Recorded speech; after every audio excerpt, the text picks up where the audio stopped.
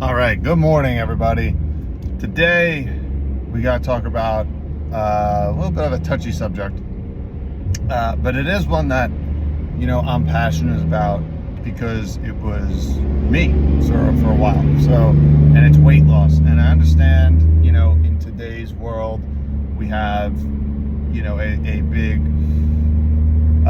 body positivity movement. And I think it's great because honestly, people are at different stages of their healing journey, and obviously no one should be shamed or, made fun of or anything of the sort for, where they are on that journey. And I think it's great that, that there's more awareness for that stuff out there. I don't think obviously people should be shamed or teased, because of the way they look. There is, though, kind of this other side of it where there's this concept that's being, I think, pushed around a lot more, and it's this concept of, being, healthy at any weight. And, look, we're at a time now where we're pushing like 70% of Americans are overweight, and close to, I believe, 40% are obese. Somewhere between like 35 and 40, I believe, is the number right now. And we have to, there needs to be a balance. We need to have a real conversation on, the negatives that can have on your health long term. Because while there is a lot of good, I think, in the body positivity movement, you can't escape the reality that, there are most health conditions that we deal with that most people end up, passing from, have overweight or obesity as a risk factor of it. It's so we need to find that balance, and we need to kind of come to grips with that if we're going to move forward. So why is this important to me? That was me. So I was a collegiate athlete. I put on close to 30 pounds in college while I was playing. And it wasn't until I was in chiropractic school and, a naturopath taught biochemistry there. And I started looking into nutrition and detox. And ultimately what ended up happening, because I came up in this kind of gym space with calories in, calories out. And it really is just an arbitrary model. It's a rough guess at best, because just arbitrarily assigning a calorie to energy doesn't necessarily make much sense, because you're essentially burning something down to an ash. And if you, study digestion for 5 minutes, you realize, hey, you're not literally lighting something on fire or burning it. That's not what's happening. But what is happening, though, and what is a problem, is there are a lot of hormones. And I'm going to be talking about this in my Inner Circle membership today. I'm going to be going into this in much more detail. When weight loss or weight gain, really weight gain, or trying to lose weight, there's a lot of hormone factors that play a role that either are overlooked by what I'll call gym bro science. It's just like, oh, if I move more and I eat less, I'll lose weight. And if you go to a certain extent with that, that is true. But usually it's to a point where a lot of people end up rebounding. It's not necessarily healthy. And bottom line, that's not what I did. I ended up eating more food and lost weight. And I think people kind of look at me like I'm crazy, but that's just what happened.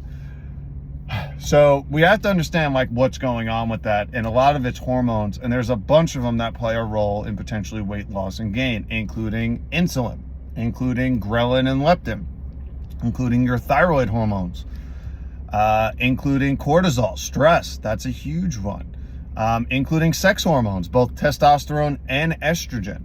But if we take estrogen for an example here, just for this talk, we have a lot of xenoestrogenic compounds that folks are exposed to on a daily basis. So if you're wondering why, you're struggling to lose weight, maybe it's the, conventional cosmetics, or eating a lot of conventional foods that are sprayed with glyphosate. These have xenoestrogenic effects on the body and can make it tougher to lose weight.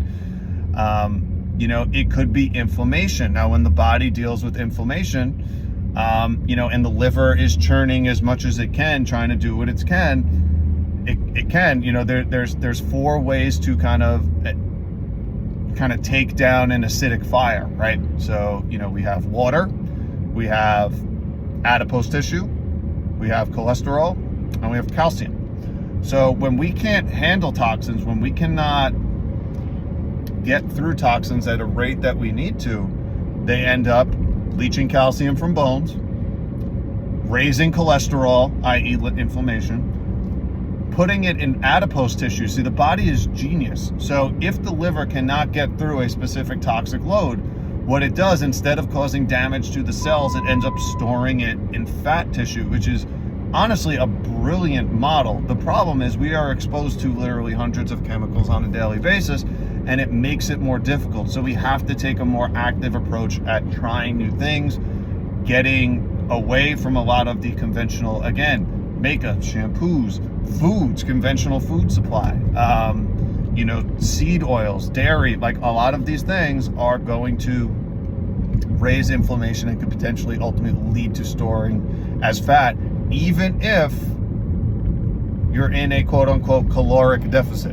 And I think that's a really kind of important point. Never mind like the stress part of it. I think a lot of people, particularly if they can't lose weight, around the belly, that's usually a sign of, you could call it adrenal fatigue, you can call it HPA axis dysfunction, and honestly, they're the same thing. And it all plays a role.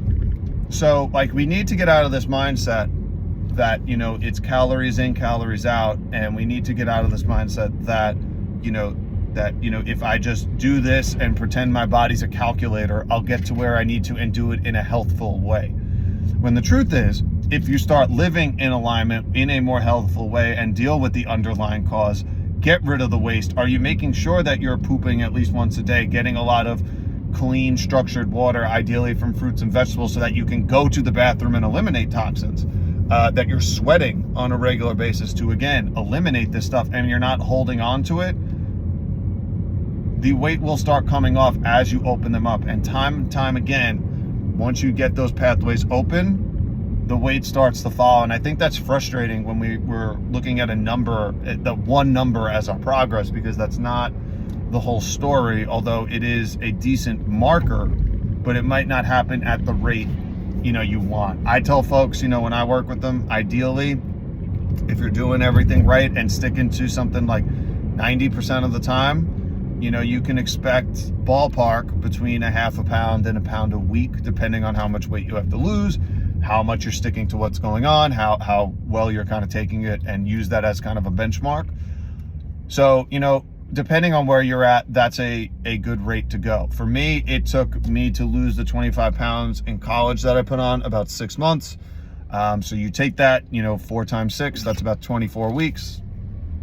That's basically what happened. So, it's not super wild if you break it down, if you give yourself, the time and space, and more importantly, you're consistent. So like, you don't go back to doing what you were doing in the past, in it for the long haul. Understand the reasons and have motivating factors to do it. I did it because I was 20 and I was having pain, and I was having seasonal allergies, and I was having trouble going to the bathroom every day. And I'm like, and if you say, you're old, or you're getting older and you're 21, 22 years old, well, you seriously got to reconsider, where your life is potentially heading. For me, luckily, that threshold of pain was fairly low to get to change. Like, the truth is, folks will change when that threshold to take pain is overcome by the pressure to change. And a lot of people have very, very high pain thresholds, which in some ways can be good, but in some ways can kind of push off doing what you need to do for the long run. I say this out of love. Again, I'm going to be doing a deeper dive on this today. So if you join the inner circle, the link is in my bio. You can join it. I'll put it, in my caption too. I'll be doing a deeper dive on this. You can ask me questions directly. And this is something that I'm going to start working with people one-on-one on to get rid of waste, especially if there are digestive issues involved, because that was me. I get it.